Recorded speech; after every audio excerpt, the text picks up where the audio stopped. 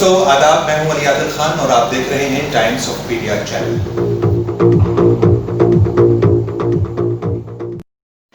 दोस्तों, सेहतनामा प्रोग्राम में आपका खैर मकदम है। इंसान की जो पैदाइश है वो इंसान से हमदर्दी बांटने के लिए की गई है और इसमें सबसे जो बेहतरीन पेशा है वो इंसानियत की खिदमत का वो डॉक्टर होता है। ये ज़रूर है कि जो खिदमत करता है वो खुदा से ज़रूर मिल जाता है। तो आज हम अपने दर्शकों को बता दें कि हमारा जो आज का मौजू है वो हेपेटाइटिस है और हमारे इस प्रोग्राम में यानी जो सेहतनामा हमारा प्रोग्राम है, हम सबसे पहले आपका और अपने डॉक्टर अख्तर सिद्दीकी साहब का खैर मक़दम करते हैं। डॉक्टर सिद्दीकी साहब, आपका टाइम्स ऑफ पीडिया चैनल के सेहतनामा प्रोग्राम में स्वागत है। खैर मक़दम।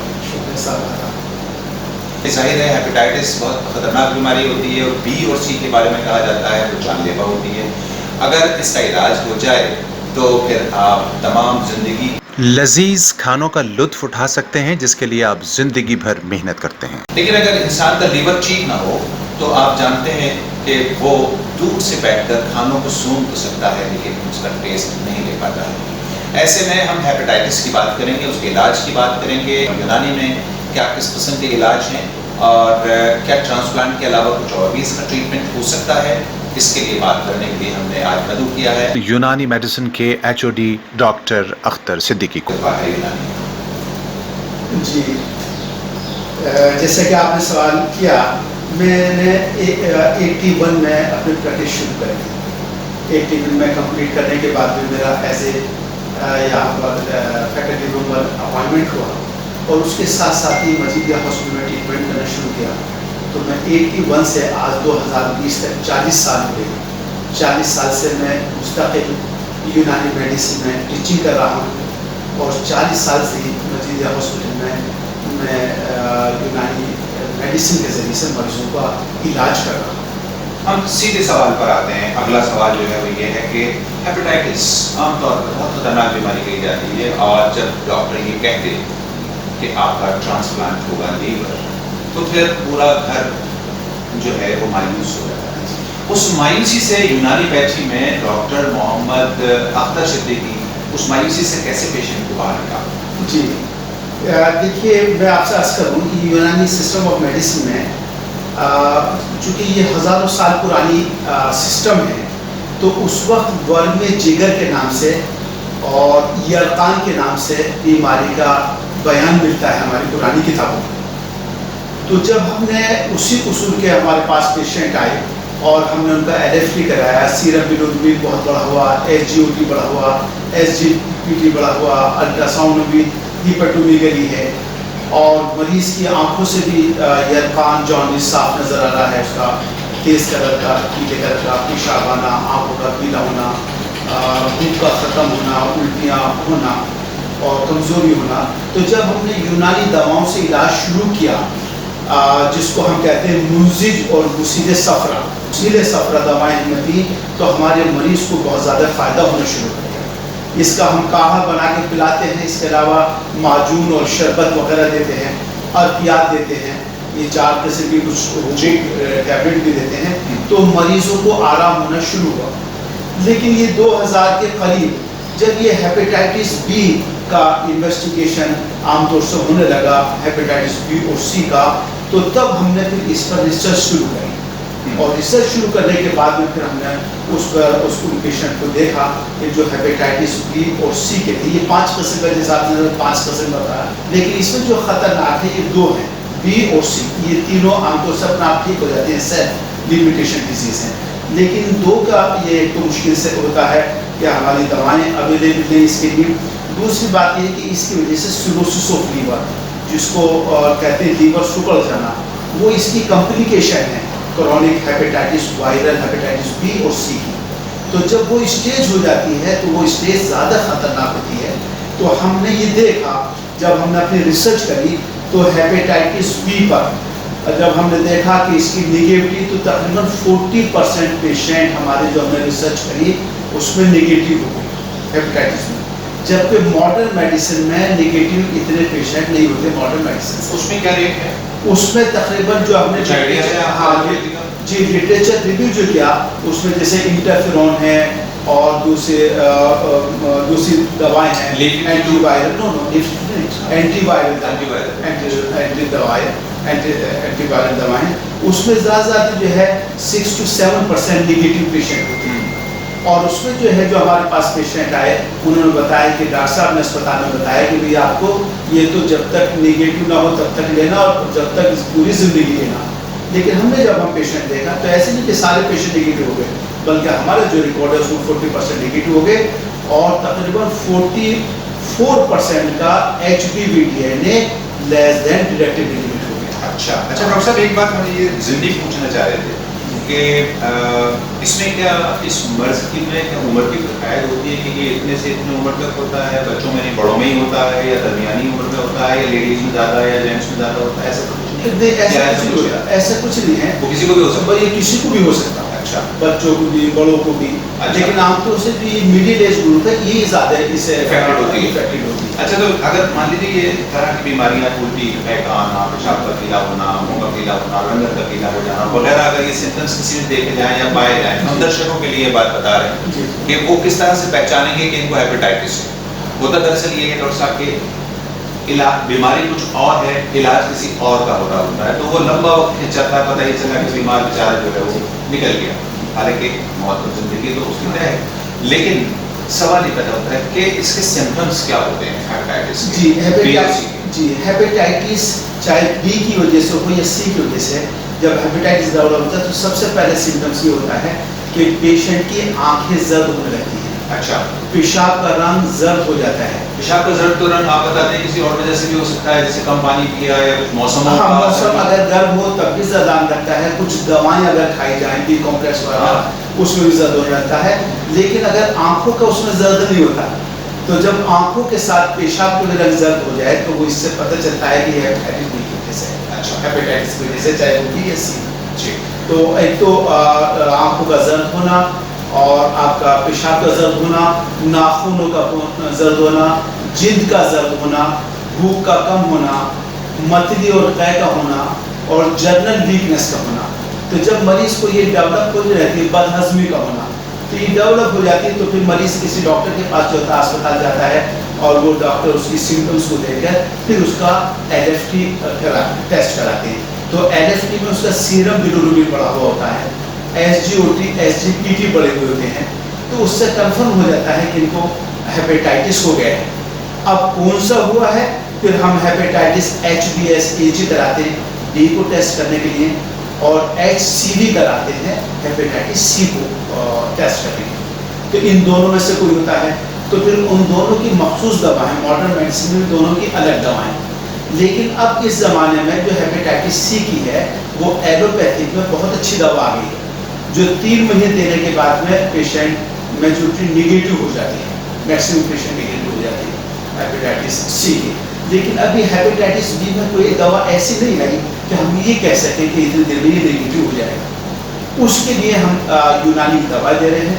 अब इन दोनों में फ़र्क क्या है कि जो हेपेटाइटिस B की यूनानी दवाएं हैं, मॉडर्न मेडिसिन, एक तो मॉडर्न मेडिसिन महंगी होती है कॉस्टली, जो पेशेंट हर पेशेंट है, यूनानी उसके मुकाबले में सस्ती होती है। नंबर 2, यूनानी मेडिसिन हमने ये देखा कि इसके कोई मरीज में साइड इफ़ेक्ट्स नहीं होते, और उसके जो जनरल सिम्टम्स हैं उन सिम्टम्स से भूख का लगना, हाजमे का सही होना और जनरल कंडीशन का इम्प्रूव होना और पेशाब और पखाने का सही आना, ये इम्प्रूवमेंट जनरल वेलबींग शुरू हो जाती है। अच्छा, जबकि मॉडर्न मेडिसिन में वेलबींग शुरू नहीं होती। उसमें मरीज कहता है मुझे खुश्की ज़्यादा लगी, मेरी भूख कम हो गई, मुझे वीकनेस महसूस होने लगी। लेकिन चूंकि मॉडर्न मेडिसिन वही दवा देते तो कहते हैं अभी कुछ भी हो रही, लेकिन चूंकि आपकी मर्जी है तो आपको ये दवा देंगे। तो इन दोनों में ये फ़र्क है। डॉक्टर साहब, हम इसके डिफरेंस में आते हैं। हालांकि इसके लिए हमारे पास ज़रूरी था, दर्शकों को हम बता दें कि अगर हमारे पास एलोपैथी के कोई स्पेशलिस्ट होते, लीवर ट्रांसप्लांट करने वाले कोई डॉक्टर या सर्जन बैठे होते तो हम कुछ कंपैरिजन कर सकते थे। लेकिन अभी चूँकि हमारे साथ दूसरा कोई डॉक्टर पैनल में नहीं है, आपके साथ 1-to-1 बात हो रही है, इसलिए हम उस डिस्कशन पे नहीं जा रहे। लेकिन हमारे जहन में एक बात ये आ रही थी कि जो साइड इफ़ेक्ट्स की आप बात कर रहे हैं, तो यूनानी में तो ये सबसे बेहतरीन बात है, जैसे कि आपने बताया अपनी रिसर्च के आधार पर कि इसका कुछ साइड इफेक्ट नहीं होता है, जबकि एलोपैथी में साइड इफेक्ट्स के चांसेस ज़्यादा बने रहते हैं। अब डॉक्टर साहब ने बता दिया किसी साहब को ट्रांसप्लांट, और कहा कि भैया आप आपका ट्रांसप्लांट होना है। वो तो हाथ पैर फूल गए, घर भी, क्योंकि ट्रांसप्लांट सिर्फ इलाज ही नहीं है बल्कि उसके लिए डोनर का लाना एक मसला है। फिर तीसरी चीज़ ये होती है खर्चा बहुत ज़्यादा होता है। चौथी चीज़ ये है कि ट्रांसप्लांट होने के बाद वो कितना चल पाएगा कितना नहीं, इसकी भी कोई एश्योरेंस या गारंटी नहीं होती है। आप कैसे अपने पेशेंट को यूनानी पैथी के माध्यम से ये बताते हैं कि आप कितने दिन की दवा के बाद आपका अगर ट्रांसप्लांट डॉक्टर ने फिक्स कर दिया है तो आप परफेक्ट हो जाएंगे? हम इस सवाल का जवाब देने से पहले एक छोटा सा ब्रेक लेते हैं।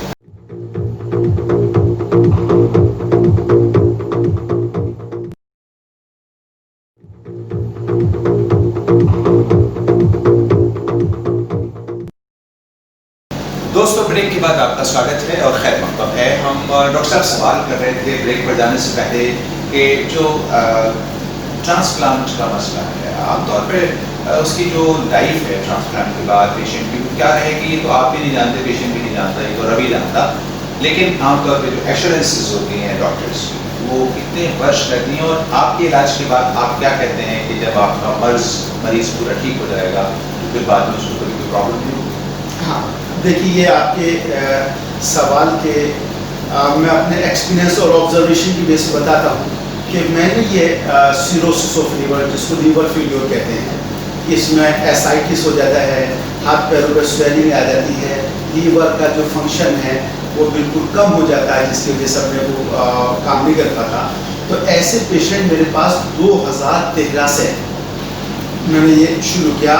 तो जिन पेशेंट का मैंने 2013 में इलाज शुरू किया था, वो आज तक पेशेंट, दवाएं उनकी अब बहुत कम हो गई हैं, थोड़ा दवा लेते रहते हैं, लेकिन बिल्कुल नॉर्मल ज़िंदगी गुजार रहे हैं। 2013 तकरीबन 7 साल हो गए, तकरीबन 7 साल के पेशेंट। तो 7 साल तक दवा लेने नहीं, 7 साल के दरमियान में वो उनका लीवर फंक्शन ठीक हो गया। अच्छा, लीवर फंक्शन ठीक हो गया और वो चले। अब दरमियान में कभी आते रहते हैं कि कभी जैसे कॉन्स्टिपेशन हो जाता है, अच्छा, या भूख कम हो जाती है, लेकिन मेरा ऑब्जर्वेशन है कि अभी तक वो हयात है और अपनी नॉर्मल जिंदगी गुजार रहे हैं। अच्छा, आप यानी ये डॉक्टर साहब ये बताना चाह रहे हैं कि 7 साल से उनका डायग्नोज हुआ, इलाज हुआ, वो ठीक हो गए, और मेरी नॉलेज में है कि वो 7 साल के बाद हेल्दी हैं, खाना पीना चलना फिरना उनका बेहतर है, यानी उनकी नॉर्मल चल रही है। अब हो सकता है 70 साल और हो जाए जी, लेकिन बहरहाल ये रिसर्च का सब्जेक्ट है। अच्छा डॉक्टर साहब, ये बताइए कि क्या आपके इस तरीके इलाज को मिनिस्ट्री ऑफ आयुष की तरफ से रिकॉग्निशन है? जी हाँ, ये हमारा यूनानी सिस्टम ऑफ मेडिसिन आयुष में आता है, मिनिस्ट्री ऑफ आयुष। आयुष का मतलब उसमें 5 सिस्टम है।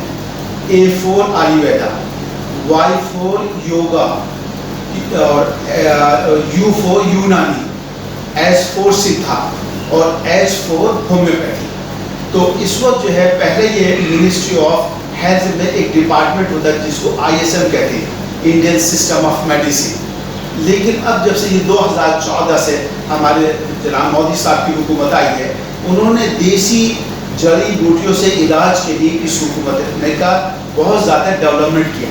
अच्छा, और उस वक्त से इन्होंने जो है वो एक सेपरेट मिनिस्ट्री ऑफ आयुष बना दिया, मिनिस्ट्री ऑफ आयुष। अब इसके मिनिस्ट्री ऑफ आयुष बनने के बाद अब इन 5 सिस्टम को बहुत ज़्यादा तरक्की मिली। उसमें से एक यूनानी भी है जो पहले से अब इसका एकेडमिक स्टैंडर्ड भी बेहतर हो गया, चूँकि उसकी गाइडलाइन आ गई कि कॉलेज में कितने स्टाफ होना चाहिए, कितना टीचिंग फैसिलिटीज होनी चाहिए, कितनी स्टूडेंट्स। इसी तरह से रिसर्च में भी पहले से ज़्यादा डेवलपमेंट हो गया कि हर बहुत सारे कॉलेज में हमारे हिंदुस्तान में PG आ गया है। तो PG में रिसर्च होती है, उस रिसर्च से एक रिसर्च एनवायरनमेंट पैदा हुआ। तो जो पहले लोग सिर्फ OPD करके पेशेंट को ट्रीटमेंट किया करते थे, अब वो OPD के साथ में रिसर्च भी कराते हैं और उसका डाटा जैसे मैं आपको दिखा दूँ। देखिए, हमारी ये MD की थीसिस है, इसके अंदर 30 पेशेंट हमने लिए। अगर आप इसको करीब से दिखा सकें तो ये करीब से ये 30 पेशेंट का, और इसमें 3 महीना में ट्रीटमेंट किया। तो 3 महीने में देखिए, the test drug effectively suppressed HBV DNA up to the target not detected. तो ये 40% पेशेंट भी जो है वो हमारे टारगेट नॉट डिटेक्टेड हो गया, और HbSAg negative in the study. तो इसमें तकरीबन 44% तक उसमें हमारे निगेटिव हो गए, और SgOT SgPT नॉर्मल हो गया। और जो पेशेंट के सिम्टम्स थे वो बिल्कुल जो है नॉर्मल हो गए 3 महीने की दवा में। 3 महीने की दवा में आप बता रहे हैं कि पेशेंट्स के सिम्टम्स नॉर्मल हो गए जी और वो नॉर्मल खाना पीना उन्होंने नॉर्मल खाने शुरू हो गया और HBV-DNA जो वायलेट था वो बिल्कुल 0 हो गया। अच्छा अच्छा, आप ये बता रहे हैं कि ये वो पेशेंट्स थे जिनको ट्रांसप्लांट नो ये वो पेशेंट थे जो क्रोनिक हेपेटाइटिस बी के थे, क्रोनिक हेपेटाइटिस जिनका नेगेटिव होना बहुत मुश्किल होता है। अच्छा, उसमें 40% नेगेटिव हो गए। तो आमतौर पे तो उसको ट्रांसप्लांट पर ही ले जाते हैं। ये ट्रांसप्लांट तब होते हैं जब इसकी कॉम्प्लिकेशन डेवलप हो जाती है। ओके जी कॉम्प्लिकेशन। दूसरे मैं दिखाऊं कि जो आप बता रहे हैं सिरोसिस ऑफ लीवर, जी जिसमें लीवर सुकड़ जाता है और काम करना बंद कर देता है, जिसको सिरोसिस ऑफ लीवर या उसको एंड स्टेज लीवर डिजीज भी कहते हैं या लीवर फेल्योर भी कहते हैं। आज देखिए ये मेरे पास जो पेशेंट की लिस्ट है, ये 5 नवंबर 2011 का है पहला पेशेंट, ये साबिर अली राजीव कुकरेजा।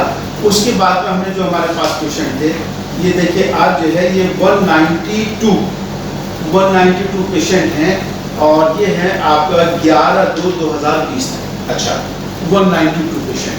तो ये पेशेंट हमारे अंडर ट्रीटमेंट हैं और इन पेशेंट की आप देखें, मैं आपको दिखा देता हूँ, यानी ये अभी मैंने 20 पेशेंट का ये मेरे पास डाटा है कि जिसमें फाइब्रोस्केल जो ये पहला पेशेंट था हमारा राजीव कुकरेजा, ठीक है, इनका 49.6 था और इनको 2014 में ये मेरे पास आए थे 4 मार्च 2014 को और इनको लीवर ट्रांसप्लांट एडवाइस कर दिया था बड़े बड़े हॉस्पिटल में, मैं नाम नहीं लूँगा, बड़े बड़े हॉस्पिटल कर दिया था, मादार आदमी हैं।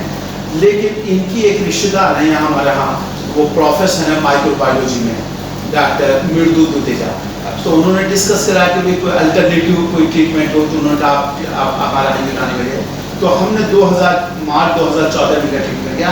आज वो आदमी जिसके लिए उन्होंने 6 महीने दिए थे लाइफ स्पैन, कि आपके 6 महीने से ज़्यादा जिंदगी नहीं है, लेकिन आप उससे पहले लीवर ट्रांसप्लांट में, वो आज तक नॉर्मल है। दोस्तों, डॉक्टर अख्तर सिद्दीकी के कांटेक्ट में जब मिस्टर कुकरेजा आए, राजीव कुकरेजा, उसके बाद उन्होंने उनका ट्रीटमेंट शुरू हुआ। वो हैं जिनका ट्रांसप्लांट बड़े बड़े हॉस्पिटल्स ने दिल्ली के जो है वो एडवाइज़ कर दिया था कि आपको ट्रांसप्लांट लीवर कराना ही होगा। उसके बाद जब यूनानी पैथी के ज़ेर इलाज आए, डॉक्टर सिद्दीकी के ज़ेर इलाज आए मिस्टर राजीव कुकरेजा, उसके बाद उनका क्या मानना और क्या परसेप्शन है, आइए हम सुनते हैं मिस्टर राजीव कुकरेजा को। क्या नाम है आपका? राजीव कुकरेजा। राजीव कुकरेजा साहब कहाँ रहते हैं? राजौरी गार्डन। कुकरेजा साहब, जब आप पहले तशरीफ लाए थे, कब आए थे पहले फर्स्ट टाइम आप? 10/3/2014। जी जी जी। उस वक्त आपको क्या शिकायत थी? उस वक्त ये थी कि लिवर एंड ब्लेरी से इलाज चल रहा था जी, लेकिन कोई फायदा नहीं हो रहा था। एनर्जी लेवल बिल्कुल डाउन थे जी और खाना भूख लगती नहीं थी, जी कुछ भी नहीं खा पा रहा था। मैं पहले तो खुद ड्राइव करके ऑफिस जाता था, जी।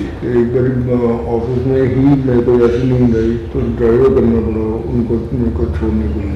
यहाँ पर फिर आपके पास लेके आए जी उससे आपका इलाज किया, जी जो मेरे का 3-4 महीने किया।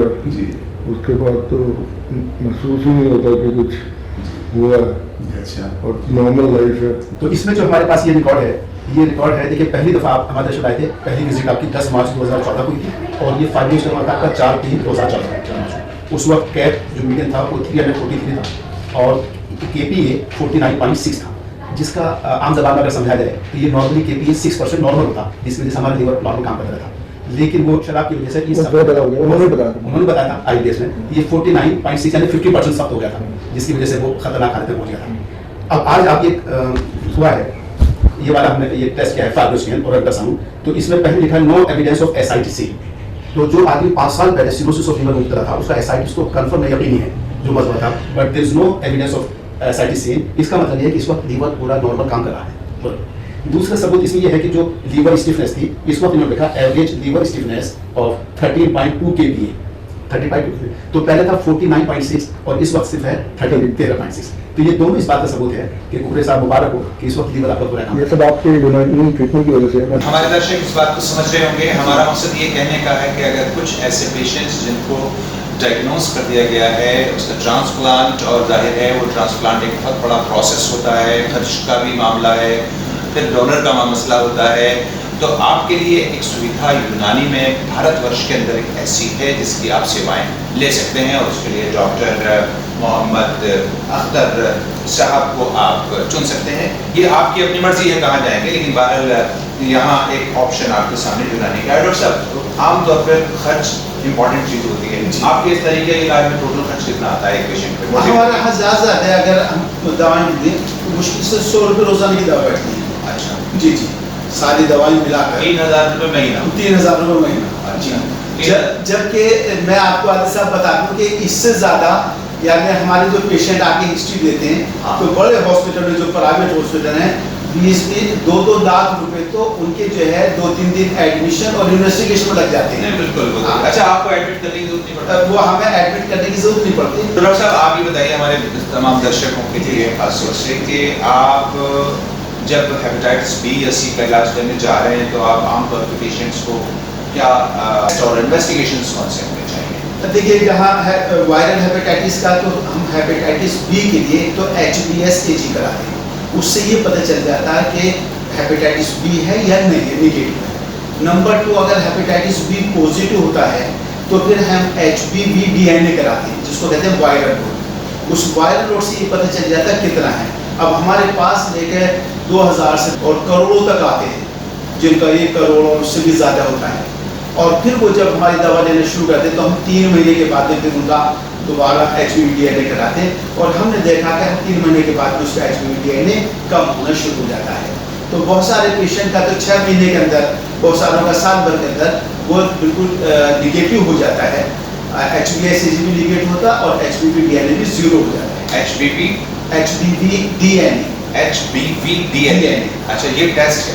जी, ये टेस्ट है। ये नॉर्मल हो जाता है आपके 3 महीने की दवा के बाद आमतौर पर? हाँ, और जिनका ये पॉजिटिव भी रहता है लेकिन उसके सिम्टम्स कंट्रोल हो जाते हैं। ओके। अच्छा डॉक्टर साहब, बहुत सारी चीज़ें निकल के आ रही हैं, मुझे लगता है कि इसके लिए हमें समय की ज़रूरत है, और हमारे पास समय की इस वक्त थोड़ी सी कमी रहती है और एक लिमिटेशंस होती हैं। तो हम अपने प्रोग्राम को तो इसको यहाँ कंक्लूड कर रहे हैं, लेकिन जाने से पहले हम दर्शकों को ये बताते हैं कि हम इस प्रोग्राम की सीरीज़ को यूनानी पैथी में लीवर ट्रांसप्लांट के बाद होने वाले इलाज, किडनी ट्रांसप्लांट के लिए होने वाले इलाज, उस पर हमारी सीरीज जारी रहेगी। सेहतनामा प्रोग्राम में आप हमारे साथ बने रहें। डॉक्टर साहब, आपने अपना समय दिया, वक्त दिया, इसके लिए बहुत शुक्रिया। दोस्तों, सेहतनामा प्रोग्राम के साथ हम फिर हाजिर होंगे। शुक्रिया।